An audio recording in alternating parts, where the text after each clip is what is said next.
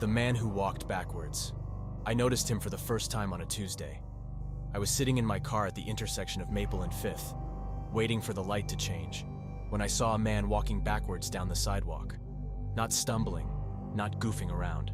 Walking with purpose, heel toe, his back leading the way, his face pointed at wherever he'd already been. He was wearing a gray coat, clean shoes. Nothing about him screamed crazy. He moved with the fluid precision of someone who had been walking backwards his entire life. The light changed. I drove on. I forgot about him. Until Wednesday. Same intersection, same time, same man, same gray coat, walking backwards down the same stretch of sidewalk. This time I slowed down. Watched him in my rearview mirror until he disappeared behind a row of parked cars. That night I mentioned it to my wife, Sarah. "There's this guy who walks backwards on 5th Street, I said. "Every day, same time." She barely looked up from her phone. "Maybe he has a condition." "He doesn't look like he has a condition. He looks like he's choosing to do it." "Then maybe he's just weird, Marcus." "Fair enough. People are weird." I let it go. Thursday, I took a different route to work, deliberately. I drove down Elm instead of Maple, added 3 minutes to my commute just so I wouldn't have to see him. But I thought about him all day. Something about the way he moved bothered me in a way I couldn't articulate. It was too smooth, too practiced. Like watching a video played in reverse, except the rest of the world was moving forward. The trees swayed normally, cars passed normally, birds flew normally, only he was wrong. Friday, I went back to Maple and 5th. I told myself it was because the other route was longer. I told myself I wasn't looking for him. He was there. This time I pulled over. I parked my car and got out. I stood on the sidewalk and watched him approach, walking backwards, his eyes fixed on the direction he'd come from. As he got closer, I could see his face clearly. He was maybe 50, clean-shaven, unremarkable features, but his expression was what got me. He looked terrified, not mildly anxious, not uncomfortable. The man looked like he was fleeing from something only he could see. His eyes were wide and unblinking, locked on some point behind him, some fixed coordinate in the empty air. His jaw was clenched so tight I could see the muscles working beneath his skin. "Hey," I called out. "You okay?" He didn't respond, didn't even flinch. He walked right past me, backwards, close enough that I could have reached out and touched him. I smelled soap and something else underneath it, something metallic, like old pennies. "Sir?" I tried again. Nothing. He kept going. Backwards down 5th Street, past the dry cleaner and the nail salon and the vacant lot where they tore down the old hardware store. I watched him until he turned the corner. Still backwards, still terrified. I got back in my car. My hands were shaking and I didn't know why. That weekend I couldn't stop thinking about him. I Googled "man walks backwards" and got results about exercise trends and world records. Nothing useful. I searched the local news for anything strange happening on 5th Street. Nothing. Monday morning I was parked at Maple and 5th at 7:45, 15 minutes earlier than my usual commute. I had a coffee from the gas station. I was waiting. At 8:03, he appeared.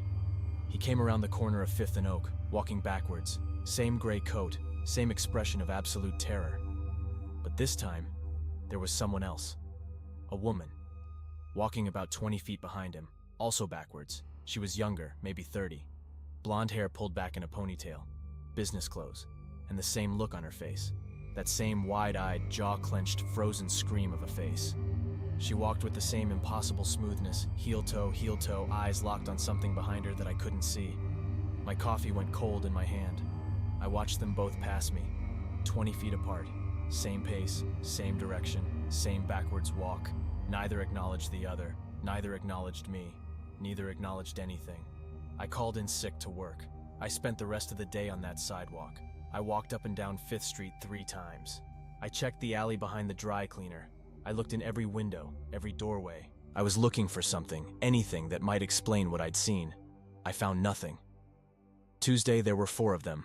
The original man in the gray coat, the blonde woman, and now a teenager in a hoodie, and an older woman with a cane, all walking backwards, all terrified, all spaced exactly 20 feet apart, like some kind of horrible parade. The old woman with the cane was the worst. She was struggling. Her backward steps were unsteady, the cane searching for ground behind her with each shuffle. But she didn't stop. She didn't turn around. Whatever was behind them, whatever they were all looking at, it was worse than falling. I stepped in front of the teenager, planted myself right in his path. He walked into me hard, and I grabbed his shoulders. "Hey, what are you doing? What are you looking at?" His eyes slid to mine for just a second. Just 1 second of contact. And in that second I saw something I will never be able to describe properly. It was recognition, but not of me. He recognized something in me. Or maybe something about the direction I was facing. His mouth opened. No sound came out, but his lips moved. I'm pretty sure he said, "Don't turn around." Then his eyes snapped back to whatever he was looking at, and he pushed past me, and he kept walking backwards, and I let him go. I let him go because I was suddenly aware of something behind me. Not a sound, not a smell, not even a feeling exactly. It was more like an absence. You know how you can sense when someone is standing behind you in a quiet room? This was the opposite. This was sensing that something was there by the specific quality of the emptiness. I didn't turn around. I wanted to. God, I wanted to. Every fiber of my body wanted to spin around and look. But the teenager's lips were still moving in my memory. "Don't turn around. Don't turn around. Don't turn around." I walked to my car without turning around. I got in. I closed the door. I looked in the rearview mirror.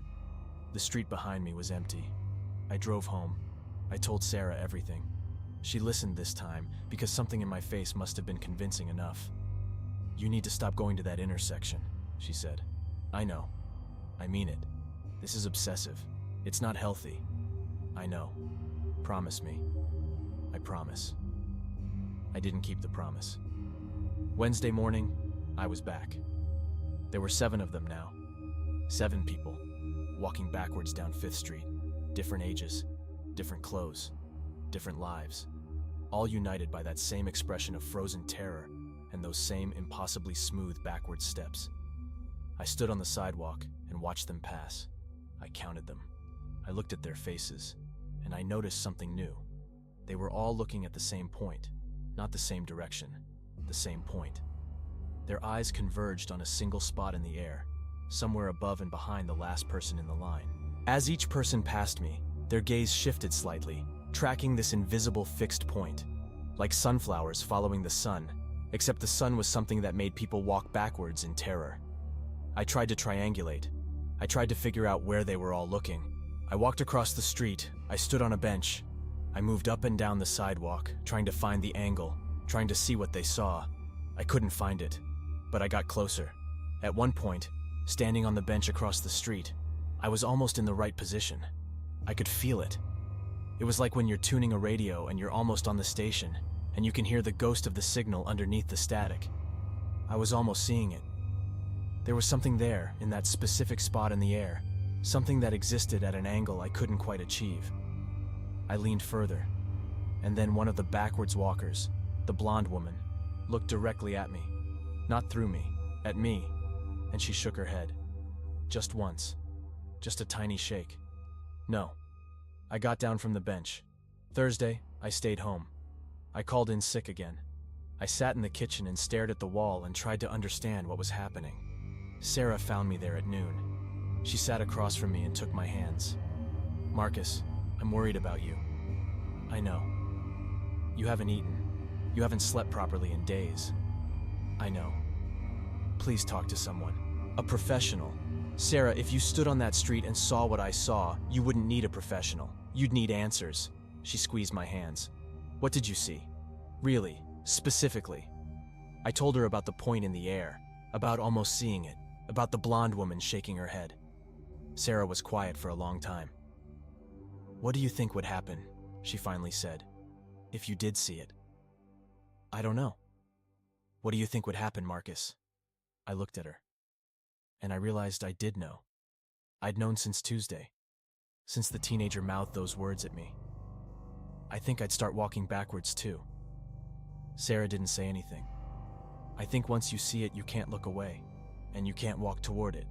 You can only walk away from it, backwards, because you can't close your eyes, because it's worse when you can't see it. Sarah was crying. "But I didn't see it," I said. "I was close, but I didn't see it." You're not going back there. No. I went back on Friday. I don't know why. I don't have a reason that makes sense. It was like something was pulling me. Not forward, not backward, sideways, toward that angle I almost reached. There were 13 of them now. 13 people walking backwards down 5th Street. The sidewalk was getting crowded. Some of them had stepped into the street. A car honked. The driver didn't seem to notice anything wrong. He just honked because someone was in the road. I stood on the bench again. I leaned, and this time, I found the angle. I know this report sounds crazy. I know that whoever reads this will think I'm having a breakdown, or making it up, or that I need medication. I understand all of that. But I need to write down what I saw before it's too late.